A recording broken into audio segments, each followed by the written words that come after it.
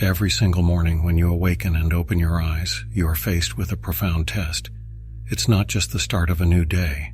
It's the initiation of a higher calling, a deeper purpose that extends beyond the physical realm. You are not just a mere mortal, you are a spiritual being on an extraordinary journey, and your life holds far more significance than you can possibly imagine. That, my friends, is the enchantment of existence. But this magnificent spiritual odyssey comes with its own unique set of trials, and one of the most significant among them is the challenge of attachment. We all have people or things that we hold dear, treasures that we clutch tightly to our hearts. It could be a loved one, a possession, a job, or even an idea. While love and attachment are natural human emotions, they become problematic when they transform into obsession. Anything you cling to so tightly that you believe your very existence depends on it becomes an idol, a distraction that veers you away from your true purpose. In those moments when you declare that you cannot live without something, the universe pays heed. It's like ringing a bell in the spiritual realm. You're essentially summoning a lesson that you need to learn. Spiritual tests are the universe's way of examining where your heart genuinely resides. Are you devoted to your higher calling, or are you ensnared in the web of earthly attachments? If you find yourself clinging so fervently to someone or something that you genuinely believe your life would crumble without it, rest assured that the universe will show you otherwise. You will face the challenging yet enlightening experience of being without that very thing or person, not as a form of punishment, but as an opportunity to grow and rediscover your true self. This is the universe's method of teaching you to stand on your own 2 feet, complete and whole in your own right.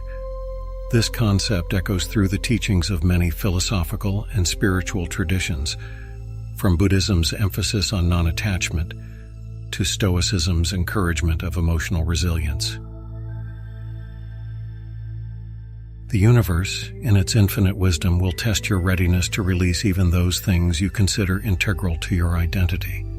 These tests aim to reveal whether you prioritize these attachments over your soul's ultimate mission. Before endowing you with greater responsibilities or deeper spiritual wisdom, the universe wants to know: where does your heart genuinely lie? Is it so fixated on fleeting earthly gains that it overlooks the grander journey you are on? It's a test of your focus, a query of who or what you serve. Are you a captive of your attachments? Or are you a willing participant in the grand design of life, prepared to flow with the current of spiritual growth? In the words of the great Rumi, "You were born with wings. Why prefer to crawl through life?" Life is beckoning you to unfurl those wings, to transcend the ordinary and the material, to embrace your higher calling. Every attachment you release, every idol you shatter, brings you one step closer to taking flight. The goal isn't to eliminate love or passion, but to prevent them from becoming barriers to your ultimate purpose. Remember, you are not defined by the things you clutch, but by the wings you spread. Each time you navigate a spiritual test successfully, you emerge stronger, wiser, and more attuned to your authentic self. You come to realize that you're not just a small being in a vast universe. You are the universe experiencing itself. That's your higher calling. That's life transcending life itself. And that's the journey worth embarking upon. No diversions, no distractions. The test of patience. In an era of instant gratification where every desire seems just a click away, the idea of waiting for something valuable has become almost obsolete. We've been conditioned to expect quick fixes, instant results, and immediate rewards. Yet, When you find yourself on a spiritual journey, awakening to a higher calling, you quickly realize that the universe operates on a different timeline. Patience isn't merely about waiting. It's about maintaining a positive attitude while waiting, as Joyce Meyer aptly puts it. The test of patience is arguably one of the most challenging lessons on your spiritual path, especially today when technology and modern conveniences have made us accustomed to getting what we want almost instantly. To wait can feel like torture. It seems as if something is amiss. You might wonder, if it's meant to be, why isn't it happening right now? However, let's reframe this mindset. These waiting intervals, these pauses, are not mere empty spans of time. They are deliberate interludes that teach us that life comprises ebbs and flows, peaks and troughs. The universe introduces delays not as a form of punishment, but as a training ground for life's inherent unpredictability. Each delay serves as a lesson, an opportunity for you to acknowledge that life won't always conform to your pace or plans.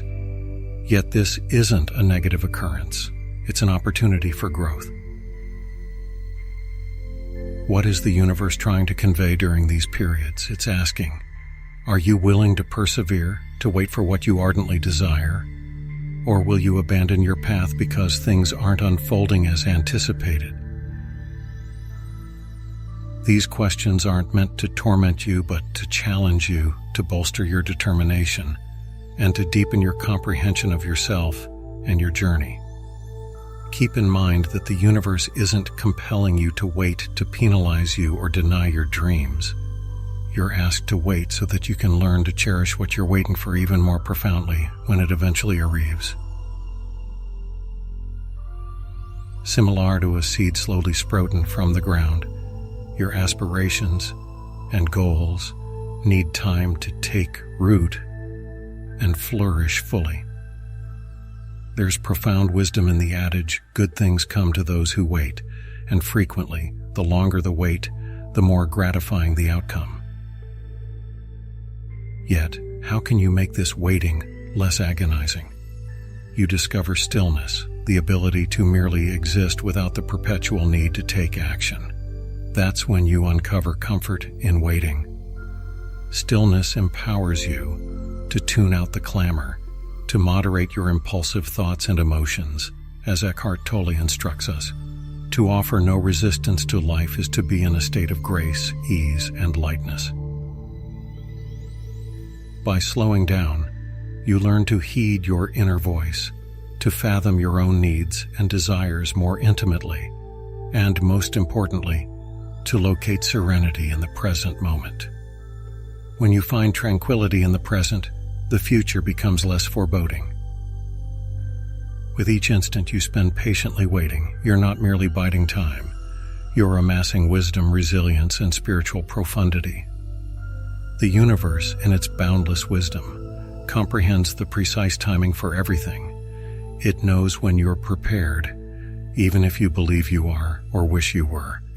And when that opportune moment ultimately arrives, the delight you encounter will be amplified by the patience it took to reach that point. It will be a joy untouched by impatience, a joy enriched by the wait. So when you find yourself standing before a door that appears as though it will never open, remember that every moment you wait is a moment that readies you for what lies on the other side. It's a moment that molds you into the individual who will be equipped to stride through that door.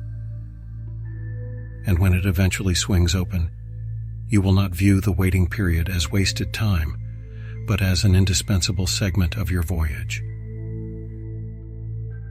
Your reward will be immeasurable, not solely in terms of material or tangible gains, but in the depth of insight, wisdom, and spiritual satisfaction you attain. In life, every delay carries its lesson, so wait patiently, stay still, and recognize that your time will arrive. and when it does, you will apprehend why every moment was indispensable, because genuinely, what you're waiting for is worth the wait, and you are deserving of the journey. The test of faith. When everything seems to crumble around you during the course of your life's journey, there are moments that feel as though the universe has placed you on the anvil of hardship, relentlessly pounding until you sense you can endure no more. These are the times when your faith is stretched to its limits, when the very essence of your being is shaken. It's tempting to think that something has gone terribly wrong, but what if this is part of a profound spiritual test? We all encounter moments when everything appears to be falling apart. It's during these precise times that our faith isn't merely being assessed, but also fortified. It's effortless to have faith when everything is going smoothly. The real test is sustaining that faith when you're enshrouded in darkness. Faith isn't the conviction that a higher power will fulfill your desires. It's the belief that a higher power will do what is right. Whether you attribute it to God or the universe, it's not merely a fair-weather companion who is solely present during the good times.